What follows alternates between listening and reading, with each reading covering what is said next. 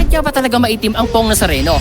So yo, what's up mga katans? We are here at Church ng St. Valentine upang puntahan nga pala ang Pong Nazareno. Kaya ngayong araw, puntahan natin dahil nabalitaan ko nga pala dito na 4 na araw nga daw palang mag-i-stay dito ang rebultong yun. Kaya ngayon, samahan niyo ako. Let's go! Humingi nga muna pala kami ng mga permiso kung maaari nga ba itong kuhanan ng mga video. At kagad ko naman na pala ito na paalam na maayos. Ako po si Kristan. Kayo po ba yung nagmamahala sa Nazareno, kuya? Opo. Yes po. Bali, okay lang po ba na i-vlog namin itong si Pong Nazareno? 4 na araw ba kuya, tama? Bali, ano po, 5 days po bukas bago umalis po. Bukas pa po siya alis. Opo. Okay po. Pwede po ba kami lumapit doon? Kami na lang po bahala na kasi may Pwede po. Sige po. Thank you kuya. Salamat po.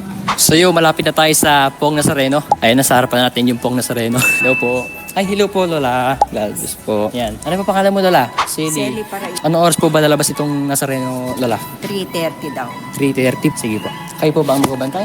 O kayo ang bugbubuan? Okay, sige po. Thank you po. Alam niyo ba, noong 1600s, inukit ito sa may Mexico at naipadala naman sa Pilipinas noong 1606 sa pamagitan ng Acapulco Galleon Trade na matatagpuan sa distrito ng Quiapo, Manila. Alam niyo ba kung gaano nakatagal ang rebultong ito? 420 na nga pala ang tagal ng Pong Nazarenong ito mula 1606 hanggang 2026 ngayon. So Kuya Tans, bakit nga ba talaga maitim ang Pong Nazareno? May mga kasabihan na nasunog daw ito sa sinakyan nitong barko bago pa maihatid sa Pilipinas. At may mga nagsasabi naman sa historidad na ito ay gawa sa may wooden masket.